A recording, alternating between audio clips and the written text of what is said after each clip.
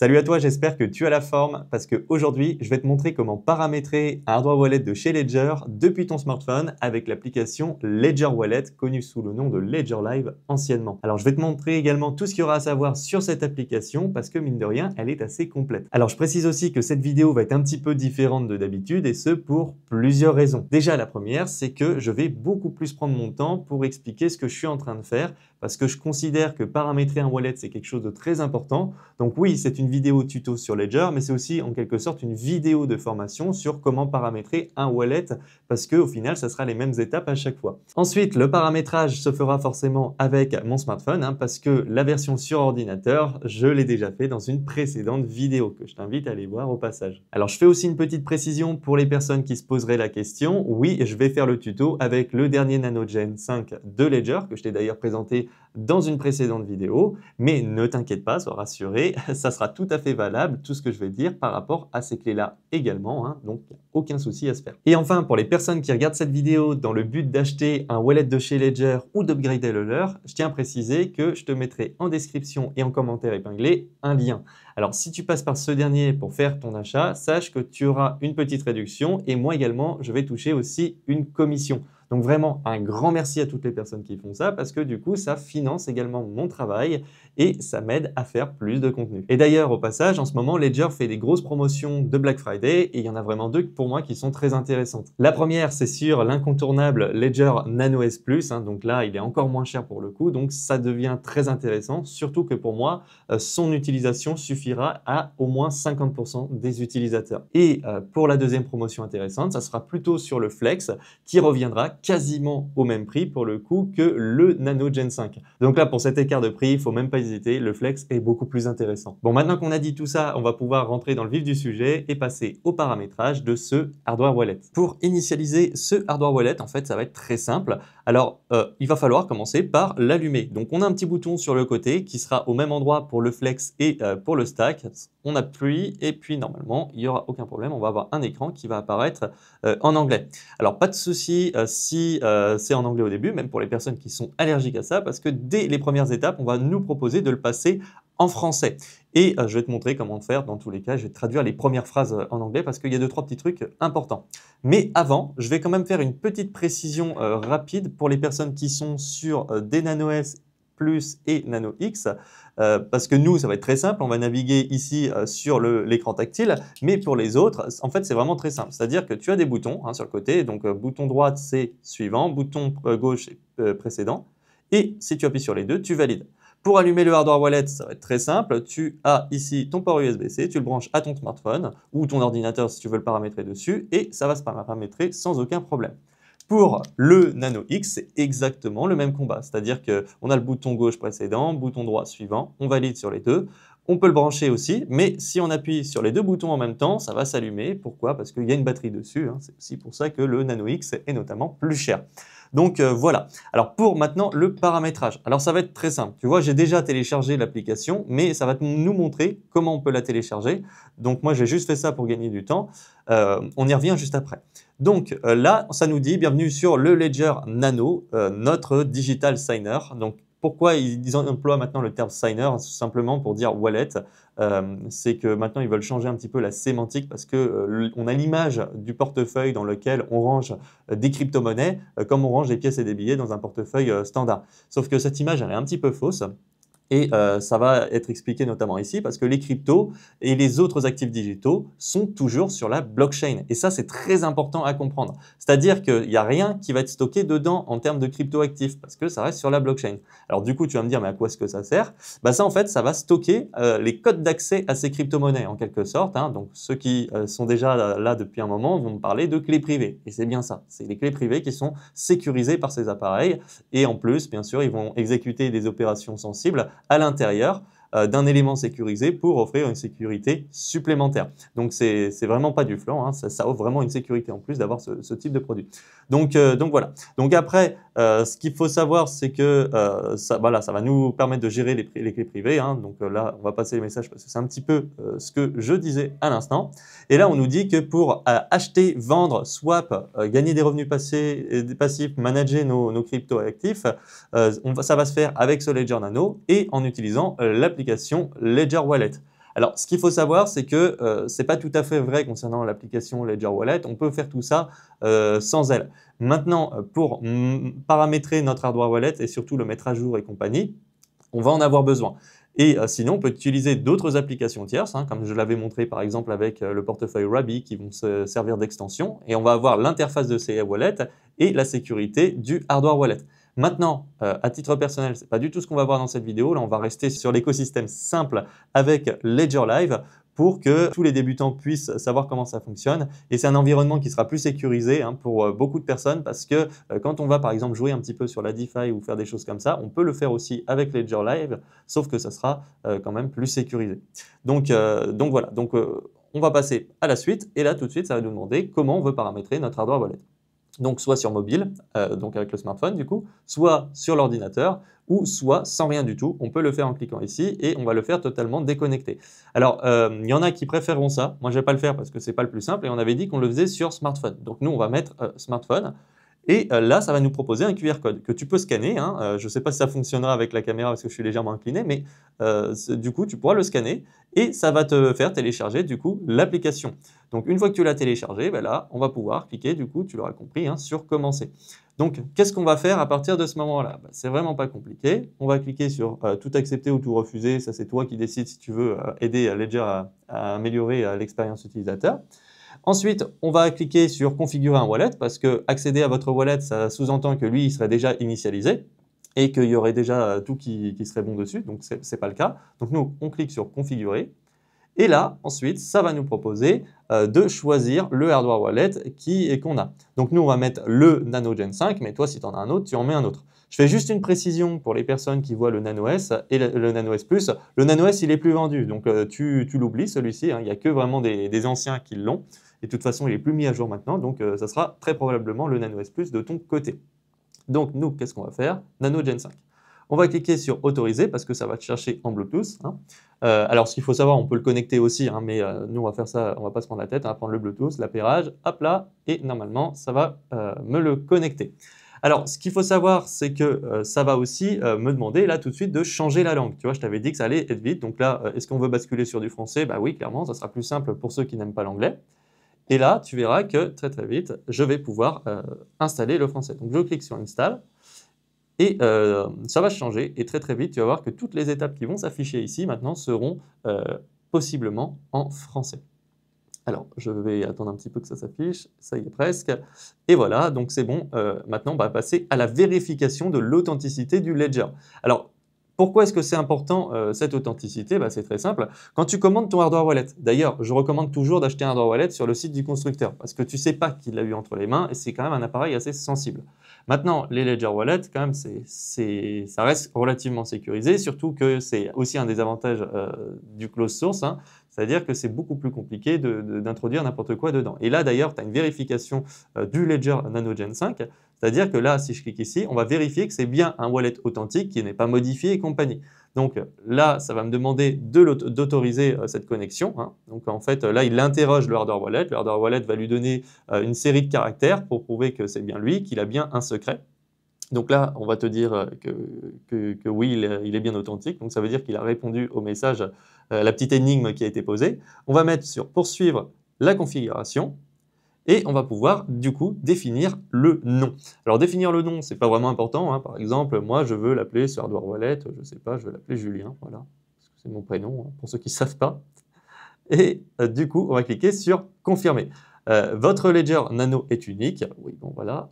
Et on va nous demander de paramétrer un code PIN. Alors, à savoir qu'à chaque fois, tu vois, sur l'écran, tu as tout le temps les étapes qui sont affichées. Hein. Donc, moi, je ne te les lis pas parce que tu les verras de ton côté le jour où tu le paramétras. Mais au final, c'est assez simple. Hein. Moi, je vais juste ajouter quelques petites précisions en plus à chaque fois. Donc là, on va cliquer sur « Toucher pour continuer ». Parce que là, on va nous dire que le code PIN peut erroner 3 fois. Si on se trompe 3 fois sur le code PIN, il va se réinitialiser. Donc, il faut faire attention à ça. Donc, je vais cliquer sur « Choisir mon code PIN ». Donc, tu l'auras compris, il ne faudra pas l'oublier, parce que sinon, il va falloir le reparamétrer. Mais on n'aura pas perdu les cryptos, attention. C'est juste qu'on va perdre du temps et ça va être pénible. Alors, du coup, moi, je vais faire tout ce qu'il ne faut pas faire. C'est-à-dire que je vais mettre 4 0.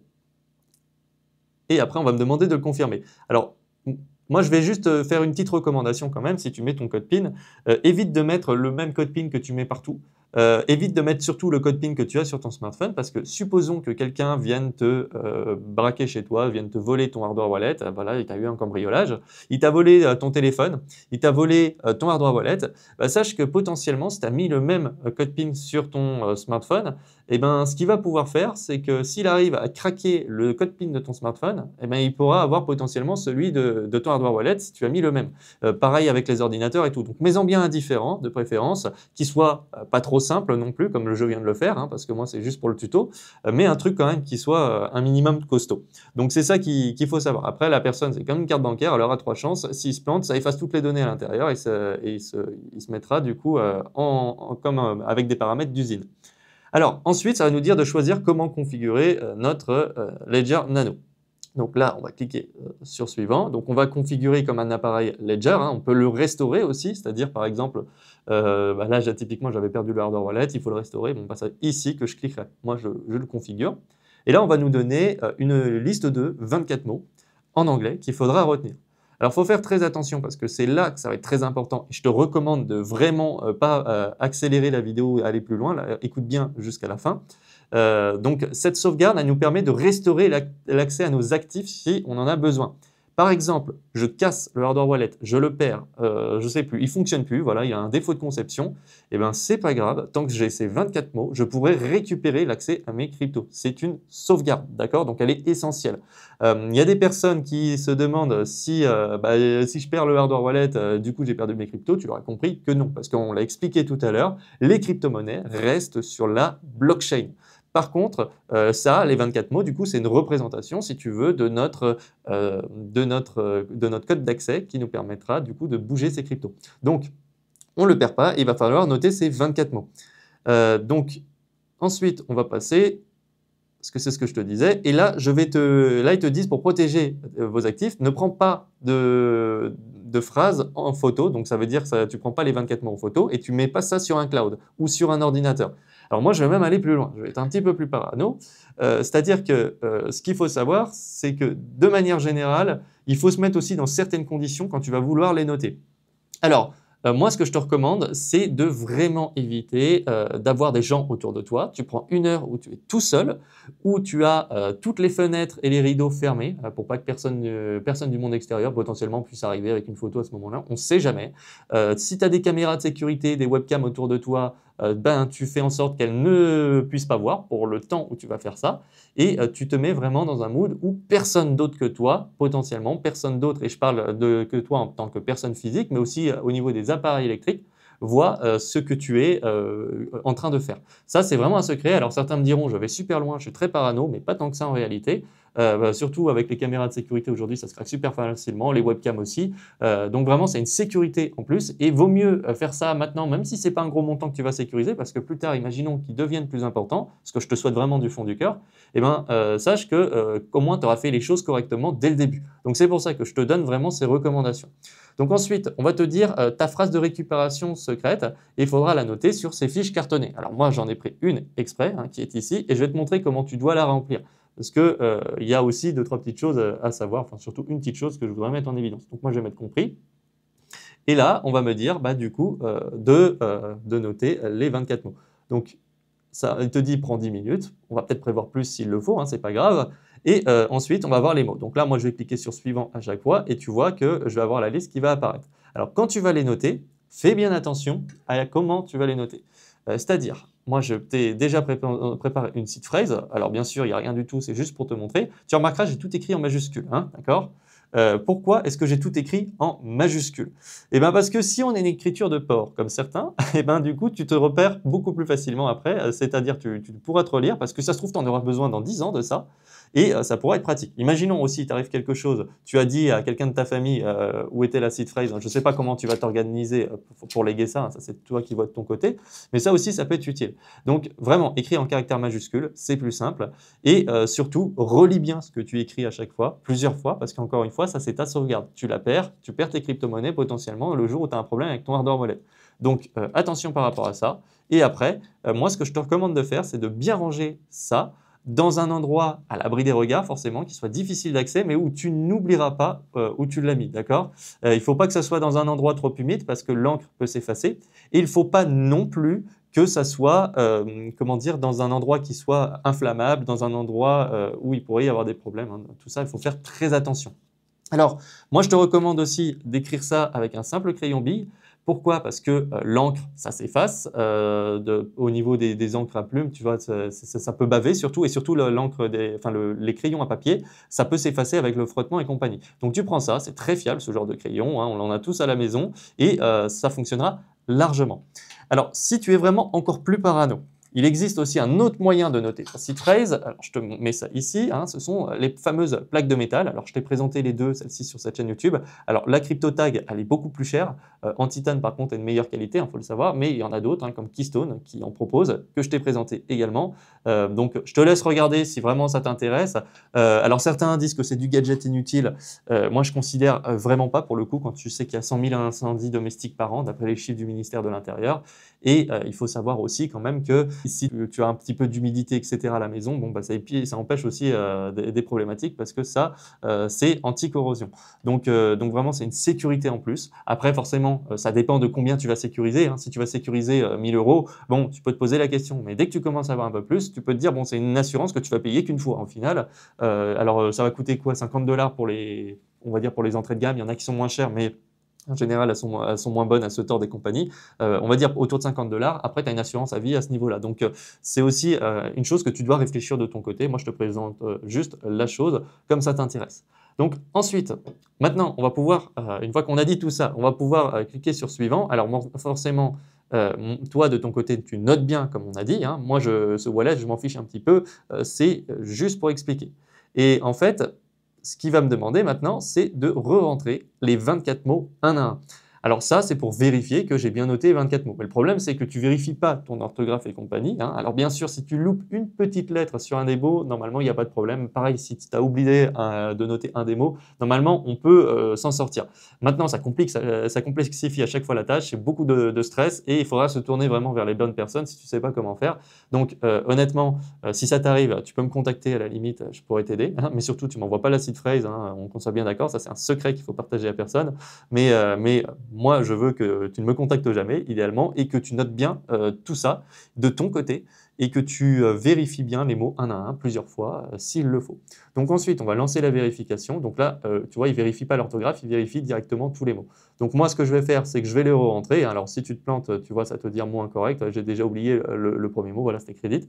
Et après, tu fais comme ça, tu passes au deuxième, puis au troisième, jusqu'à arriver au 24e. Donc voilà, donc je suis arrivé au 24 mots, au 24e mot, tu vois, je valide. Et là, normalement, ça va me faire la confirmation. Et je vais avoir la phrase de récupération secrète qui sera confirmée. Donc en deux mots, là, je vais avoir sécurisé mon wallet, hein. Là, normalement, il n'y aura plus de problème. Donc là, je vais cliquer sur taper ensuite pour continuer. Et là, ça va me dire de protéger la seed phrase, hein, comme je te l'ai dit, de la garder en lieu sûr et de la protéger de tout dégât physique, hein. Tu as compris pourquoi.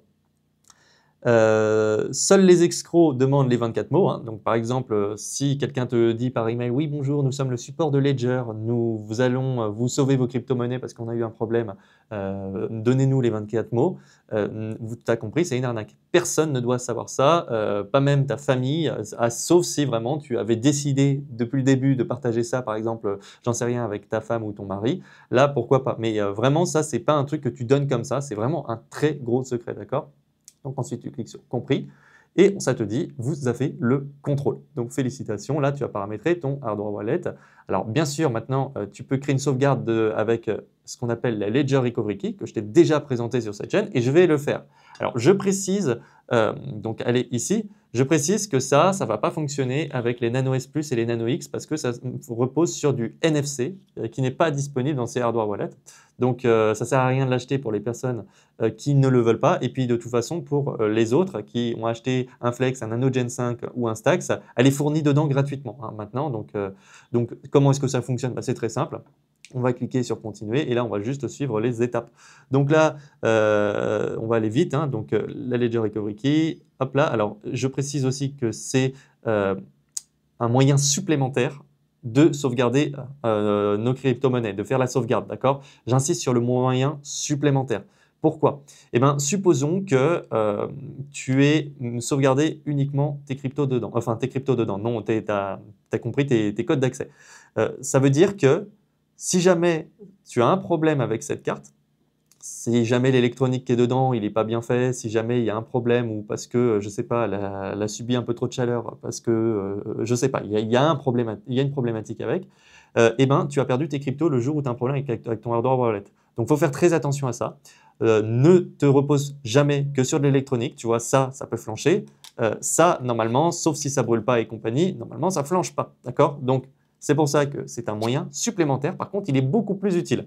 Par exemple, tu t'es planté 3 fois sur ton code PIN, tu as un peu la flemme de rentrer les 24 mots, c'est pénible, surtout quand tu es sur les clés, mais bon, là pour les clés, ça ne change rien, mais c'est pénible de rentrer les 24 mots parce qu'il faut aller rechercher en plus la feuille et compagnie, alors que ça, bon, c'est beaucoup plus simple, tu as juste à scanner et puis basta.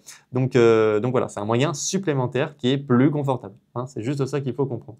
Donc j'ai une recovery key, hein, sinon je peux mettre sauvegarder plus tard, mais moi je vais te montrer comment ça fonctionne, c'est très simple.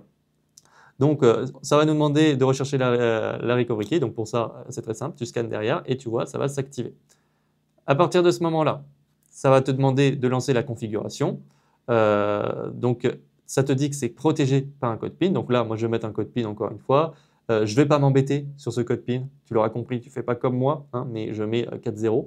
Tac, et tu ne mets pas la même chose que ton smartphone, que sur ton ordinateur. Encore une fois, je pense que tu as compris pourquoi.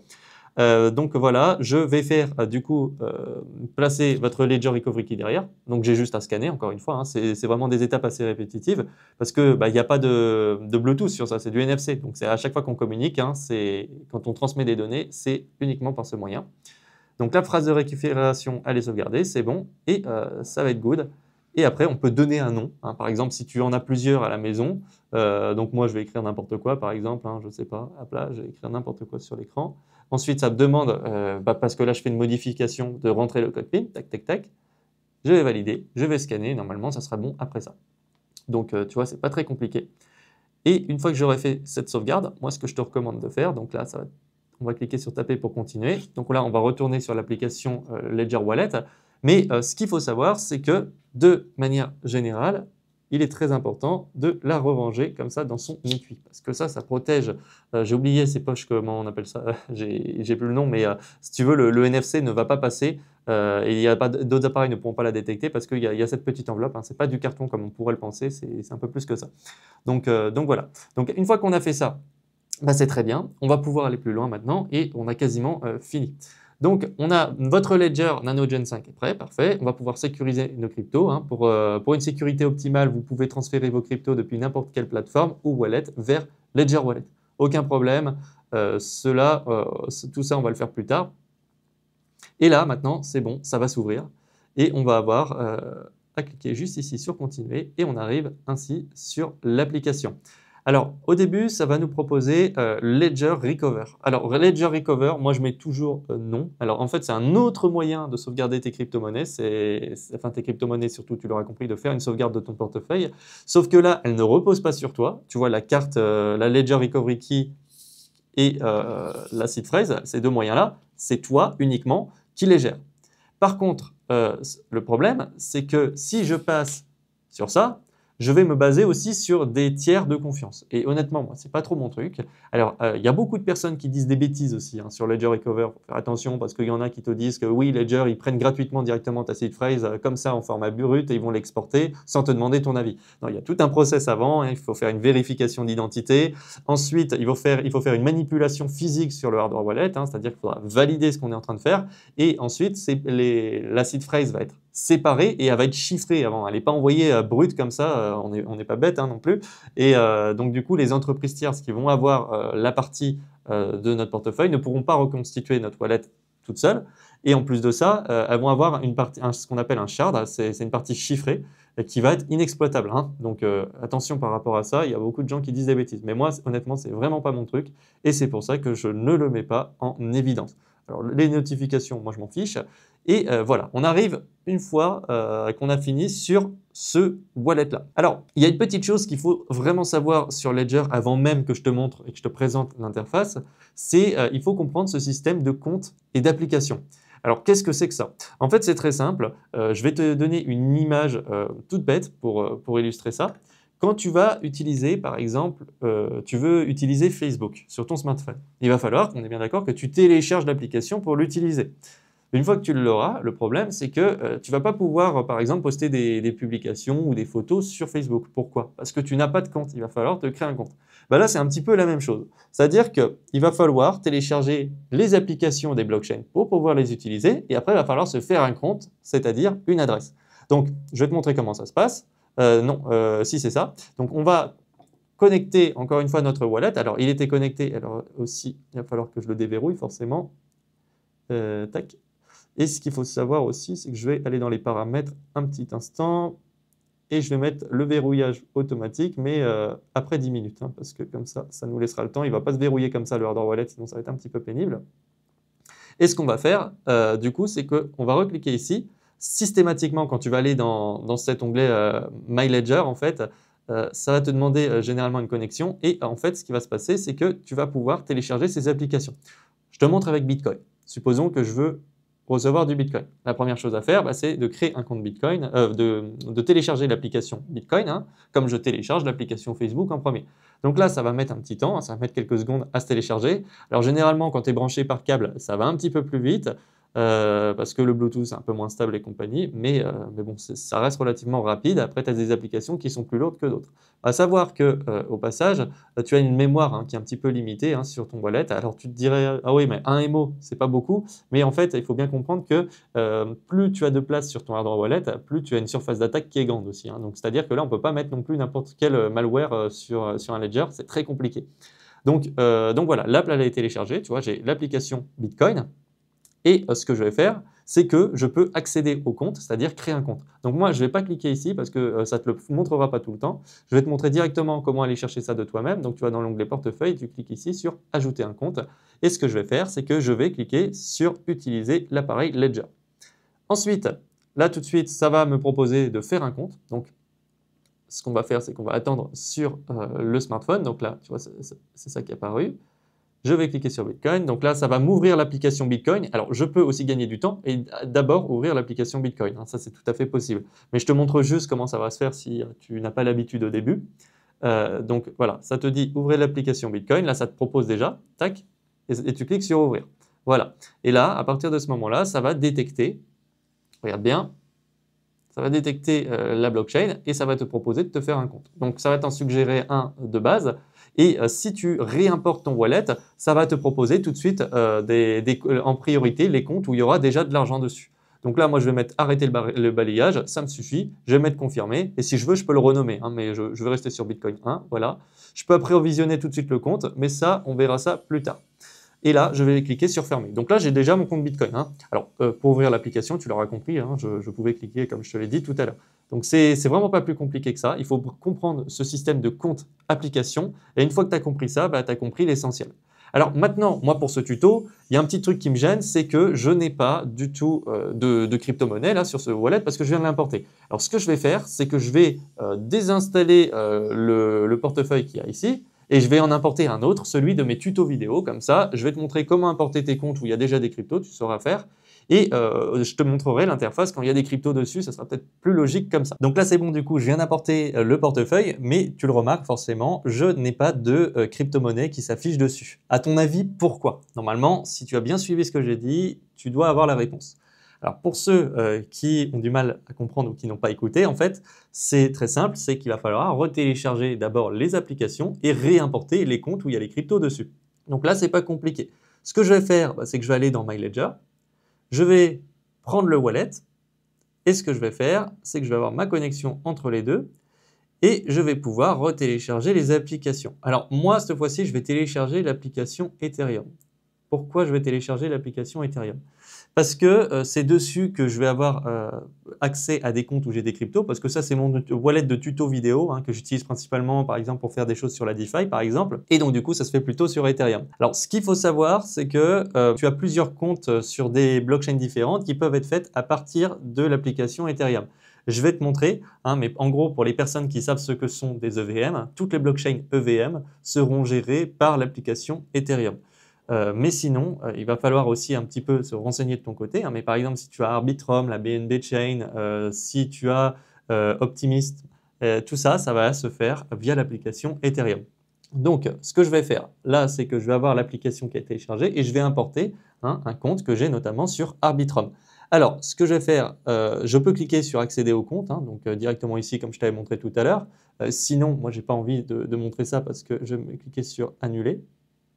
Tac, et je vais aller directement dans portefeuille pour bien que tu prennes ce réflexe. Tu vas dans portefeuille, tu vas dans ajouter compte et tu cliques ici sur ça. Donc, hop, et moi, je vais cliquer du coup sur Ethereum. Et là, ça va me demander la blockchain que je souhaite importer. Donc là, tu vois par exemple, tout ça, là, c'est géré par l'application Ethereum, hein. Donc là, moi, je vais cliquer sur Arbitrum. Et là, ça va m'ouvrir l'application Ethereum. Donc, ça va me proposer de l'ouvrir dans pas longtemps. Donc, ça met un petit peu de temps à charger. Je clique sur ouvrir. Et là, à partir de ce moment-là, ça va me charger un compte, tu verras, qui va me détecter avec de la crypto dessus. Alors, il va m'en proposer aussi un autre, hein, si je veux en faire un nouveau, mais moi, c'est celui-là qui m'intéresse, tu t'en doutes. Et là, je vais cliquer sur confirmer et je vais l'importer. Alors, je ne vais pas l'approvisionner, on s'en fout pour le moment. Surtout, je ne le ferai pas du tout. Et là, déjà, tu vois que j'ai un montant qui commence à apparaître avec une courbe, hein, que je peux mettre sur un mois, sur un an, tout depuis le début, etc. Donc là, tu vois par exemple la courbe que tu vois ici, au tout début, bah, c'est quand j'ai alimenté le wallet pour la première fois du coup. Alors, ce qu'il faut savoir, c'est que je peux aussi importer d'autres comptes. Alors, si je veux en importer d'autres, cette fois-ci, tu vois il y a actif et compte. Donc là, il faut bien aller dans compte. Et je peux aller créer ou ajouter un autre compte sans aucun problème, hein. C'est comme ça que ça fonctionne. Maintenant, tu le sauras. Alors, je ne vais pas importer les autres. Moi, de toute façon, c'est sur celui-ci que j'ai la majorité, hein, pour ce wallet vidéo. Et je vais pouvoir maintenant te présenter un petit peu cette interface de Ledger Wallet. Alors, en réalité, elle est vraiment très simple. Déjà, tu as la partie portefeuille où on est. Donc, tu as le récapitulatif avec les prix. Alors, ce qu'il faut savoir, c'est que tu vas avoir également des boutons pour acheter, échanger, envoyer, recevoir, gagner des crypto-monnaies. Mais si tu regardes, tu as également la même chose ici que tu pourras retrouver. On va y revenir sur chacun de ces onglets après. Alors, tu vas avoir du coup les actifs que tu détiens. Donc là, moi, ça me met certains actifs sur AAVE, AAVE, Tether et compagnie. Là, ça me met 0. Alors, ça veut dire très probablement que j'en ai eu à un moment donné et qu'il me reste vraiment quelques poussières, hein, qui valent même plus rien parce que c'est vraiment des petites poussières. Ça vaut des fractions de centimes de dollars. Donc, c'est pour ça, à mon avis, que j'ai ça. Parce que, par exemple, AAVE, j'avais déjà utilisé avec ce wallet, hein, pour faire des tutos vidéo, par exemple, que tu pourras retrouver aussi sur cette chaîne. Donc voilà, donc là j'ai l'état des comptes. Donc forcément, là, bon, je vais peut-être importer un autre compte après pour te montrer le diagramme. Bon, allez, on va le faire tout de suite. Ce qu'on va faire, c'est qu'on va aller ajouter un autre compte.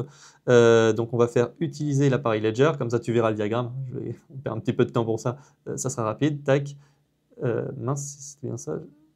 Ah, j'ai cliqué trop vite, voilà, c'est pour ça. Et là, ça va me proposer tout de suite un compte. Normalement, il me semble que sur la BNB, j'en ai un petit peu. Voilà, j'ai 90 $. Tac. Je vais cliquer sur confirmer. Et voilà. Donc là, normalement, le solde a un petit peu monté, mais surtout, tu vois, j'ai une répartition qui est différente. Donc, c'est ça que tu vas pouvoir faire. Alors, après, tu peux regarder un petit peu plus en détail, hein, ici. C'est assez bien fichu, tu as une très bonne visibilité. Ça, c'est vrai que cette application, je trouve qu'elle est très agréable d'utilisation. Alors, je ne l'utilise jamais, hein, pour être honnête. Moi, je fais tout sur ordinateur. J'aime pas trop avoir des applications, mais je sais qu'il y a des personnes qui veulent quand même faire ça. Donc, c'est pour ça aussi que je fais cette vidéo. On n'est pas tous pareils là-dessus. Alors, il y a l'onglet marché également que tu pourras retrouver. Bon, après, ça, c'est plus pour les actualités, les prix. Si tu veux suivre des crypto-monnaies en particulier, moi, personnellement, j'utilise jamais ça sur les applications de wallet, encore une fois. Donc, c'est toi qui verras, mais je te présente la fonctionnalité. Alors, ensuite, tu as les paramètres, tu as la cloche pour les notifications aussi, et tu vas avoir d'autres fonctionnalités. Donc, ça, c'est pour Wallet Connect. Alors, Wallet Connect, je ne vais pas trop en parler en réalité parce que j'ai fait une vidéo sur le sujet. Je t'invite à aller voir, mais c'est pour connecter depuis ton smartphone ton wallet à des applications décentralisées, hein, notamment par exemple tu es sur ton ordinateur et tu veux te connecter avec ton smartphone, bah, tu peux le faire. Tu as aussi les cartes de Ledger, donc ils ont des cartes à proposer. Alors moi honnêtement je ne les connais pas du tout, je n'ai pas fait mes devoirs du tout et à chaque fois que je fais une vidéo je dis qu'il faudra que je le fasse un jour, mais je ne l'ai toujours pas fait, hein, donc je ne vais pas parler de quelque chose que je ne connais pas pour être honnête, donc les cartes je vais passer, hein, si ça ne te dérange pas. Là, tu as le petit œil, c'est pour cacher ton portefeuille, hein, si tu veux le regarder dans le métro, par exemple. Mais après, moi, je te recommande vraiment pas d'ouvrir ce genre d'application, hein, de base, parce que ça peut attirer l'œil. Et ensuite, du coup, je vais revenir un petit peu sur les paramètres parce qu'il y a peut-être des choses qui vont t'intéresser, hein, notamment dans la partie générale. Donc, la devise préférée, bah, si tu veux mettre de l'euro, tu vas pouvoir mettre en euros. Moi, je préfère rester en dollars, mais après, c'est toi qui vois. Tu as la langue d'affichage. C'est le français, donc ça c'est pour le wallet, enfin c'est pour l'application, pas pour le wallet. Je vais te montrer comment tu peux rechanger ça si tu veux après. Tu as le format de la date, si ça t'intéresse. Ledger Sync, alors ça c'est super intéressant. C'est une application pour aider à te synchroniser tout ton application, par exemple avec ton ordinateur ou un autre smartphone. Alors après, ça mériterait vraiment une vidéo dédiée. C'est assez simple, mais je ne vais pas le faire dans cette vidéo, c'est parce que j'ai pas préparé le setup pour ça, mais ça peut se faire si ça t'intéresse. Le verrouillage, alors ça peut être intéressant si tu veux mettre un mot de passe pour verrouiller l'application. Alors c'est pas ça qui va sécuriser tes cryptos, mais ça empêchera quelqu'un de venir ouvrir ton application téléphone et de regarder combien tu as sur Ledger Live par exemple. Donc ça peut t'aider. Par exemple, je sais pas, tu as ta copine à qui tu as donné ton code PIN, mais tu n'as peut-être pas envie qu'elle sache combien tu as parce que c'est le début de la relation. Bon, bah, peut-être que ça peut être intéressant, pareil si tu as des enfants, etc. Donc ça, c'est quelque chose que je te recommande plutôt. Donc ensuite, ce qu'on va avoir, donc la partie compte, est-ce qu'on va avoir des choses intéressantes non, c'est pour masquer, si on veut masquer les cryptoactifs, les notifications. Bon, après, je ne vais pas tout faire. Je pense que c'est surtout dans la partie générale qu'il y a des choses qui sont les plus intéressantes. Donc voilà pour cette partie-là. Du coup, maintenant, il y a un onglet pour gagner. Alors en gros, ça va être pour générer des revenus passifs. Donc là, tu vois sur Swallet, on va me dire que je peux gagner environ 73 centimes par an. Maintenant, attention, parce que oui, tu peux générer des revenus passifs. Mais c'est pas parce que tu as une fonctionnalité que tu dois forcément l'utiliser. Attention par rapport à ça, c'est un truc aussi qu'on oublie souvent. Quand tu as un rendement, tu as toujours un risque derrière. Alors certains me diront oui, mais par exemple, j'ai pas de rendement, j'ai pas de risque à faire du staking, par exemple sur Cardano. Si tu as un risque, toujours. Si la blockchain tombe moins panne, si elle est mal conçue, etc. Si le jeton s'effondre, par exemple, hein, s'il perd en valeur, bah en termes financiers, tu perds de l'argent. Tu n'as peut-être pas beaucoup de risques techniques, mais tu peux, voilà, si le token s'effondre complètement, enfin le coin là pour le coup, tu perdras de l'argent, hein, qu'on soit bien d'accord. C'est pareil, si imaginons on te propose un 5% d'APY, c'est très bien, mais si maintenant tu as 10% d'inflation sur le jeton, est-ce que c'est si bien que ça? Bah, pas forcément. Ça peut l'être quand même, parce que si le jeton, bah, il va énormément monter si par exemple tu as le prix qui grimpe très fortement, bah oui, là, dans ce cas-là, tu seras quand même rentable. Mais tu te doutes bien que tu vas avoir des risques en plus. Donc, il y a plein de choses à prendre en compte par rapport à ça. J'ai fait une vidéo sur le staking, je t'invite à aller voir. Et tu peux générer des revenus passifs de différentes façons. Voilà. Mais moi, ce que je veux juste te dire, c'est pas parce que tu as quelque chose qui est proposé que c'est forcément bien. Et pareil, sur le plan fiscal, je t'invite à te renseigner aussi. J'ai déjà fait des vidéos sur le sujet, mais ça, normalement, ce type de revenus-là, c'est à déclarer en BNC. Et ils sont à déclarer dès leur perception. C'est-à-dire que ce n'est pas une question de j'attends pour les revendre. Non, c'est dès que tu vas percevoir tes revenus de staking au fur et à mesure du temps, tu dois les déclarer tout le temps en BNC. Et c'est un traitement fiscal qui est différent. Donc ça, il y a beaucoup de personnes qui l'oublient. C'est très facile de présenter les fonctionnalités, mais il faut savoir aussi présenter cette partie fiscale. Donc voilà, je te dis, tu as cet onglet-là. Tu le connais maintenant, mais fais attention quand même par rapport à tout ça. Ne fais jamais, tiens, je vais les mettre en staking et après je verrai. Tu vois, là par exemple, tu as du 18% maintenant. Sur quoi repose ce 18%? Je t'invite à faire tes propres recherches à chaque fois sur ce genre de choses. Tu vas avoir ensuite l'onglet temps qui est très important. Donc envoyer, recevoir, acheter, vendre des crypto-monnaies pour gagner et swap. Alors je vais y revenir juste après parce que je vais te montrer comment envoyer, je vais te montrer comment recevoir. Acheter et vendre, on va les ouvrir mais je vais pas te montrer comment faire du coup. Gagner, c'est le même onglet sur lequel on était à l'instant. Et swap, je vais te montrer comment faire un swap parce qu'il y a des trucs très intéressants aussi avec Ledger. Donc on va y revenir juste après. Je finis juste rapidement la partie Discover. La partie Discover, donc là c'est découverte, je pense en français que ça se traduit. C'est tu vas avoir, on va te faire découvrir des services par exemple. Donc tu as Ledger Recover qui te met forcément en avant, mais tu en as d'autres. Et si tu veux, par exemple, tu peux chercher, alors de mémoire, Waltio que je t'ai déjà présenté pour la partie fiscale. Je vais essayer de le chercher, voilà, tu as Waltio, mais tu as d'autres voilà, services aussi que tu peux avoir, Revocash pour révoquer des contrats. Donc ça, je t'invite à aller voir ma vidéo sur les approvals que j'ai fait, pourquoi c'est important de révoquer ces contrats par moment. Donc voilà, donc tu as pas mal de petits services aussi que tu pourras retrouver. Tu as également l'onglet qui est probablement le plus important, la partie My Ledger. Alors là, forcément, il va falloir que je déverrouille le hardware wallet ou le signer, comme dit Ledger maintenant. Tac, tac. Et ce que je vais faire, c'est que je vais aller dessus. Donc là, il va me proposer la connexion. je vais cliquer sur autoriser. Et à partir de ce moment-là, bah là, je vais retourner sur cette application-là, ou sur cette partie-là, du moins, où on télécharge les applications. Alors, je vais tout te présenter assez rapidement, parce que tout à l'heure, on a vu comment télécharger les applis, mais il y a d'autres trucs à savoir. Donc, le fond d'écran, si tu veux, tu peux le personnaliser. Alors, je vais te montrer ça tout de suite, hein. Donc, imaginons par exemple que tu aies une personnalité qui t'inspire vraiment pour gagner de l'argent. Qui vraiment te touche dans la vie, bah, tu peux le mettre en fond d'écran, il n'y a aucun problème dessus. Tu vois, je clique sur définir en fond d'écran, je clique ici sur charger, hein, tu vois, et là ça va charger du coup l'image.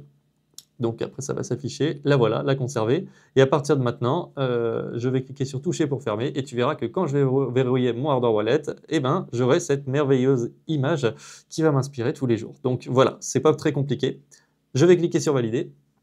Hop, et on va revenir. Je peux changer la langue, donc si tu veux changer la langue, télécharger une nouvelle, c'est ici. Donc dès que je vais par exemple cliquer sur Dutch pour l'allemand, directement ça va me proposer de le télécharger ici, hein. C'est comme une application comme on a vu tout à l'heure.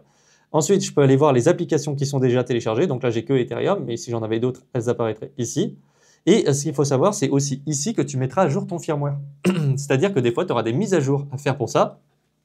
Et ces mises à jour servent à patcher des potentielles vulnérabilités, donc tu as des correctifs, attention, donc c'est important de mettre à jour régulièrement son Hardware Wallet, et surtout, tu peux avoir les nouvelles fonctionnalités qui vont arriver. Donc par exemple, tu as des nouvelles fonctionnalités intrinsèques à ton Hardware Wallet, bah, tu vas pouvoir les avoir. Alors, ce qu'il faut savoir aussi, c'est que des fois, tu auras à mettre à jour aussi l'application Ledger Wallet, hein, donc tu as les deux à mettre à jour. Donc voilà. Alors, je voulais aussi, tant qu'à faire, parler aussi d'une petite chose qui est très importante, c'est que chaque application aussi a ses propres paramètres, hein, qu'on soit bien d'accord. Par exemple, Ledger, sur Ethereum, tu as les paramètres ici, et tu peux activer certaines fonctionnalités. Alors moi, je te recommande vraiment d'activer ce fameux Transaction Check, hein. Donc c'est une couche supplémentaire pour vérifier les transactions que tu vas signer. Donc ça va te dire en deux mots, attention, cette transaction est un peu bizarre, et des fois tu vas même avoir un QR code que tu pourras scanner avec ton smartphone pour avoir du détail sur la transaction, et tu verras que des fois tu auras des alertes rouges pour te dire attention, ça c'est vraiment une grosse arnaque. Donc moi je te recommande de l'activer, c'est une couche de sécurité. Le blind signing, alors ça, il faut faire très attention par rapport à ça. Parce que en réalité, les signatures à l'aveugle, c'est ça que ça veut dire. J'ai fait une vidéo sur le sujet, il y a beaucoup de personnes qui perdent de l'argent à cause de ça, parce qu'elles vont jouer sur la DeFi justement, et après elles se font siphonner leur wallet, parce qu'elles ont signé un contrat qu'il ne fallait pas, et forcément le blind signing, ça veut dire qu'elles ont signé une transaction à l'aveugle, où elles ne voyaient pas réellement les informations qu'elles signaient, et qui n'apparaissaient pas sur leur hardware wallet. Parce que encore aujourd'hui, il y a la très grande majorité des applications décentralisées, on ne peut pas lire correctement ce qu'on est en train de signer. Alors pourquoi je te montre ça? Parce que vraiment, si un jour tu vas jouer sur la DeFi, que ça te dit attention, blind signing, il faut l'activer, tout ça, attention, il faut que tu sois sûr de l'application que tu vas utiliser. Donc si tu l'actives, c'est à tes risques et périls, mais si tu perds tes cryptos, ce ne sera pas de la faute de Ledger, hein. Je tiens vraiment à le préciser parce que ça, c'est la même chose pour Ledger et tous les autres wallets de façon générale. Donc voilà, après, tu as d'autres paramètres, mais on ne va pas tous les faire, hein. C'était surtout ceux-là que je voulais te montrer, qui sont très intéressants. Alors, du coup, maintenant qu'on a fait ça, on va pouvoir montrer comment on utilise un petit peu ce wallet en conditions générales, hein. Donc tu verras, et c'est pour ça aussi que je te montrais cette partie sur Ethereum, parce qu'il y a 2-3 petits trucs à savoir. Déjà, la première chose, on va voir comment recevoir des crypto-monnaies. Parce que ça, c'est tout bête, mais mine de rien, il y a 2-3 petits trucs qui sont souvent oubliés avec les hardware wallets, je trouve. Donc pour recevoir, ce qu'on va faire, c'est via une adresse crypto, forcément. Tu peux faire virement bancaire, hein, forcément, mais ça veut dire que tu vas acheter des cryptos, et nous, c'est pas ce qu'on va préconiser, parce qu'en général, on passe par des intermédiaires qui sont plus chers. Mais en gros, on va supposer que je veux recevoir sur la blockchain Ethereum, par exemple, sur Arbitrum, voilà, on va sélectionner ça, et tu vois que là, ça va me proposer de vérifier l'adresse. Si tu es sur un petit montant, ok, tu peux afficher mon adresse sans la vérifier. Alors, petit montant, on n'a pas tous la même définition. Mais si pour toi, c'est vraiment un montant assez petit, tu t'en fiches un petit peu, pourquoi pas. Maintenant, si tu veux recevoir un montant important, par exemple, tu veux envoyer la grande majorité des bitcoins que tu as achetés sur un exchange sur ton hardware wallet. Là, tu sais bien que c'est une transaction quand même qui va être un minimum sensible. Donc là, moi, je te recommande vraiment à chaque fois de vérifier l'adresse. Alors, ce qu'on va faire, on va gagner du temps. On va déjà ouvrir l'application Ethereum et on va cliquer sur vérifier l'adresse. Je vais te montrer ce qui va se passer. Donc là encore, ça va charger tout ça. Et en fait, pour vérifier l'adresse, donc elle apparaît ici, cette adresse, d'accord? et elle va apparaître aussi sur le hardware wallet. Alors pourquoi est-ce qu'il y a cette double vérification? Eh bien, il faut bien comprendre que ça, c'est un environnement sécurisé. Ton hardware wallet, il est beaucoup plus sécurisé que ton smartphone. C'est très important à comprendre. Parce que ça, tu peux prendre des photos, tu peux télécharger des fichiers, tu peux envoyer des emails, tu peux faire tellement de choses avec que tu as une surface d'attaque qui est très grande pour des hackers, pour te glisser des vulnérabilités, pour exploiter, par exemple, si je sais pas moi, sur ton téléphone, tu as une grosse vulnérabilité type 0-day ou un truc comme ça qui est exploité. Bon, c'est vraiment un cas extrême, hein, ce que je suis en train de dire. Mais si c'est exploité, ben en fait, l'affichage de ton écran, il peut être corrompu. Hein, c'est vraiment un cas qui peut arriver. Et s'il est corrompu, ça veut dire que très bien, ça peut t'afficher une adresse, mais qui ne sera pas la bonne. Donc, tu vérifies toujours avant pour être sûr. Donc, tu confirmes. Et après, tu es sûr que ce soit la bonne. Alors, de manière générale, c'est important de faire cette vérification tout le temps. Et il paraît quand tu copies, tu vérifies bien que quand tu vas la coller après sur ton Exchange pour envoyer, tu vérifies bien que ce soit la même qui corresponde. Parce que là aussi, tu as des malwares qui existent et quand tu vas faire un copier-coller, en fait, ça va coller une autre adresse. Ça existe vraiment, il y a des personnes qui ont perdu de l'argent à cause de ça et moi, j'ai pas envie que ça t'arrive. Donc, je veux te rendre un petit peu parano par rapport à ça, volontairement, bien sûr. Donc, je te montre un risque. Donc, fais attention par rapport à ça quand même. Vérifie toujours tes adresses et surtout, base-toi sur l'écran de ton hardware wallet. Il y en a beaucoup qui sous-estiment ça. Donc, attention. Ce qu'on va faire maintenant, c'est qu'on a copié cette adresse, bien sûr, mais ce qu'on va faire, c'est qu'on va voir comment envoyer des cryptos. Alors, ce qu'on va faire maintenant, c'est que comment est-ce qu'on envoie des cryptos avec ton hardware wallet? Eh bien, c'est très simple. On va cliquer sur « Envoyer ». Ensuite, on va supposer que je vais envoyer des ETH.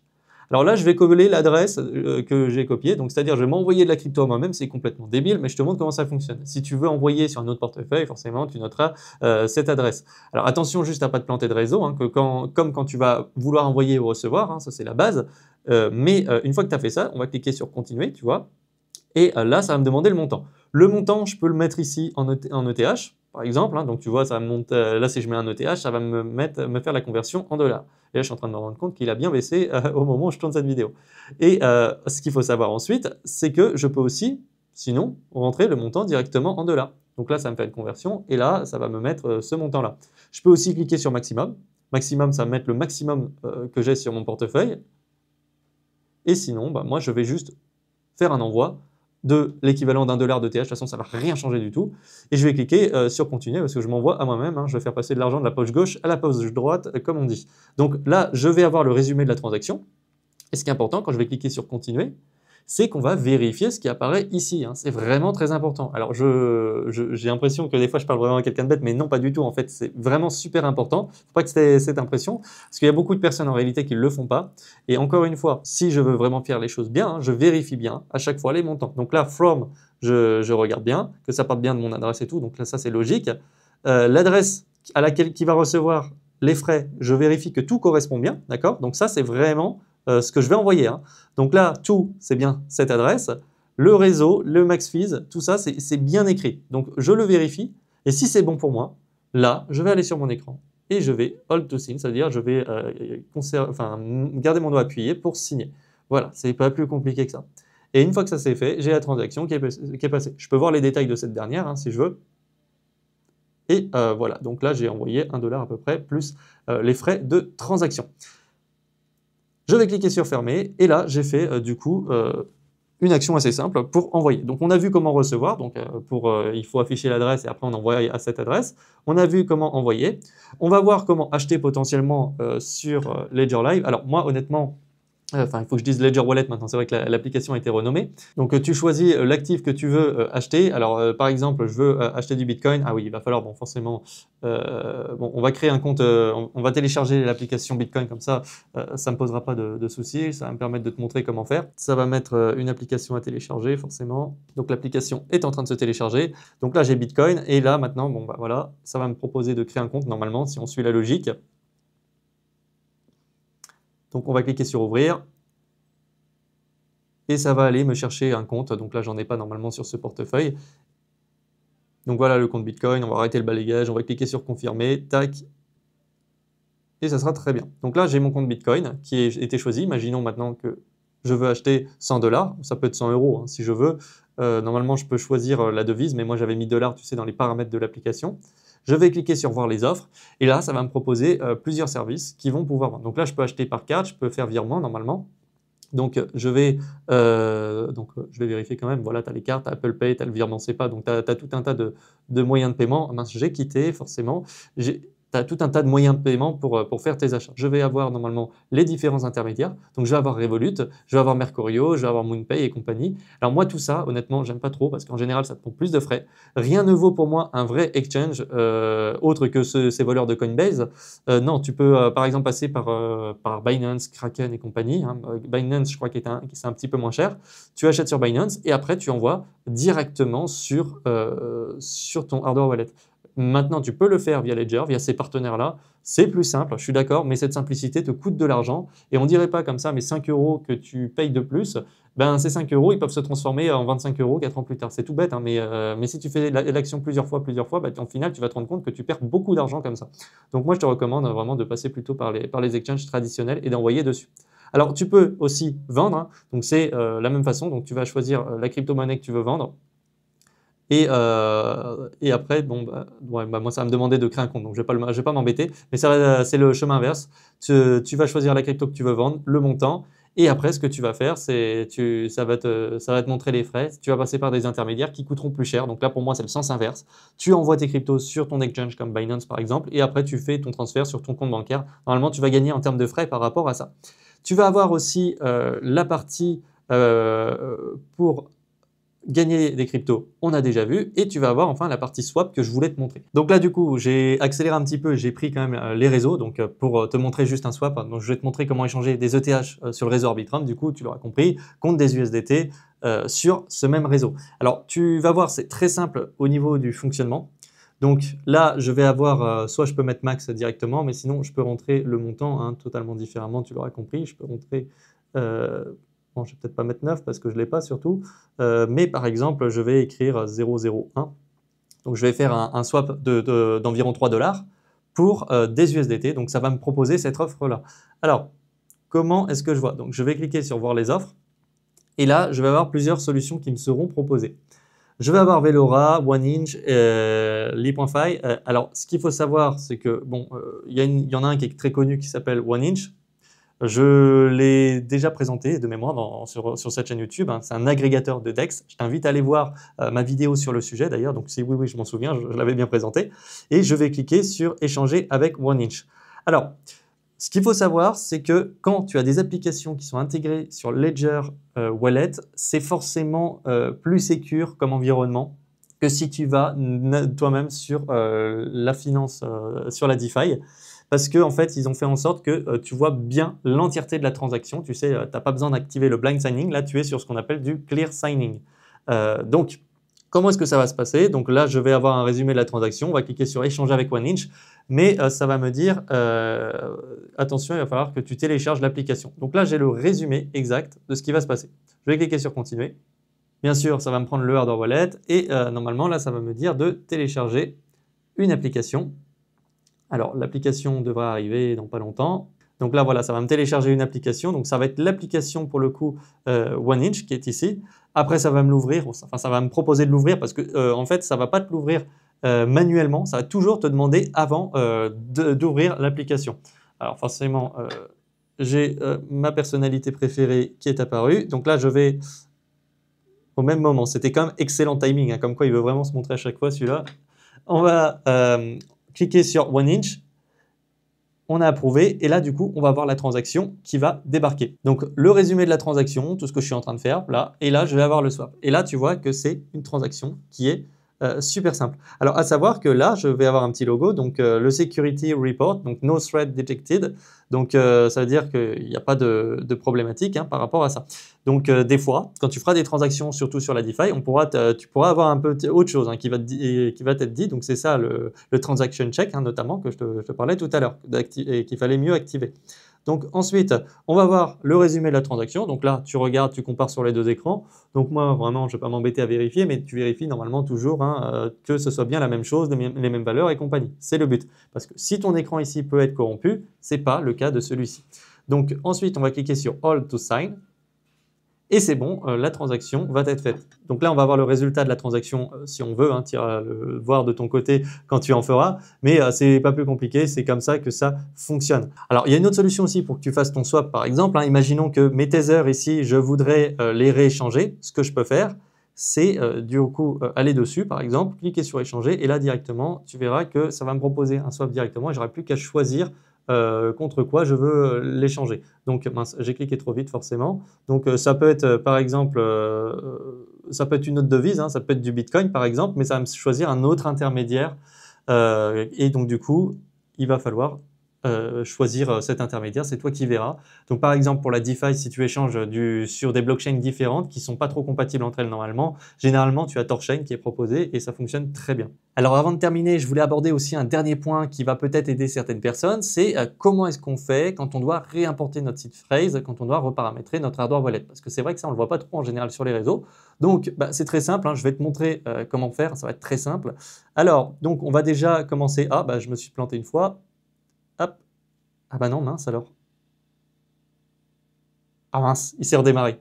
Non, je rigole. En fait, c'est que là, c'est un moyen pour te montrer aussi ce qui se passe quand tu rentres ton code PIN. Donc là, en réalité, tu vas avoir le redémarrage qui va débuter. Donc je pouvais aller dans les paramètres aussi et le réinitialiser, hein, mais c'est pour te montrer aussi ce qui se passe concrètement quand tu vas réinitialiser quand tu vas taper 3 fois ton code PIN en te plantant. Donc il faut faire attention, parce que sinon c'est un peu pénible, mais tu verras qu'avec ça, normalement, c'est plus simple. Donc comment est-ce que ça se passe? Alors, moi, je vais te montrer une autre façon aussi. Donc là, ce qu'on va faire, c'est qu'on va cliquer comme tout à l'heure sur continuer, continuer, hein. C'est les mêmes choses que je t'ai déjà expliqué tout à l'heure. Là, on va mettre sans Ledger Wallet, on va le skip, c'est-à-dire qu'on n'en aura pas besoin. Là, on ne va pas mettre de nom parce que je vais aller très vite, c'est juste pour te montrer, hein. Donc là, on va me demander de mettre un code PIN, je vais remettre 4.0. Toi, tu ne fais pas la même chose normalement, on est bien d'accord. Et voilà. Donc, je tape sur continuer. Et ensuite, ça va nous demander soit on veut paramétrer un nouveau hardware wallet, soit on veut le restaurer. Alors ça, tu peux le faire aussi via l'application, bien sûr, hein, mais là, je vais très vite, c'est juste pour te montrer que la logique, parce que c'est vraiment enfantin. Donc ensuite, ça va te dire soit est-ce que tu veux rentrer 12-24 mots, donc si tu as la Ledger Nano S+, la Nano X, ça va être obligatoire. Sinon, à moins que tu aies aussi la Ledger Recover, là, ça va être possible. Mais sinon, tu auras maintenant la Ledger Recovery Key qui sera possible. Donc c'est celle-ci. Donc qu'est-ce qu'on va faire maintenant? Eh ben, on va devoir scanner du coup notre carte. Donc on va faire I understand et maintenant on va prendre la carte, on va la sortir de son étui parce que normalement elle est rangée, on est bien d'accord. Ce qu'on va faire, c'est qu'on va scanner ici. Ça va nous demander le code PIN forcément. Tac. Donc là c'était le nom que je lui avais donné. On va cliquer sur Start to Restore et ce qu'on va faire, c'est qu'on va faire le code PIN et on va scanner. Alors ça prend quelques secondes, hein, c'est relativement rapide, c'est pour toutes les données, tac. Voilà, et là c'est bon, j'ai reparamétré mon hardware wallet, il est déjà de nouveau prêt, et j'ai plus qu'à retélécharger les applications comme je t'ai montré, et à réimporter du coup les comptes. Alors forcément, ça sera la même étape si tu utilises ta seed phrase, sauf que ce sera un petit peu plus long, un petit peu moins agréable, mais au moins ça, tu es sûr qu'il n'y a pas d'électronique dedans, donc du coup, tu es sûr que si ça brûle pas ou s'il n'y a pas d'incendie, c'est relativement tranquille. Et sinon, hein, tu as aussi les plaques de métal que je t'avais montré. Là, j'ai fait encore une fois des vidéos, mais voilà, avec tout ça, tu seras tranquille et tu sauras maintenant comment utiliser ton hardware wallet Ledger depuis un smartphone. Donc voilà pour cette vidéo complète sur Ledger Wallet.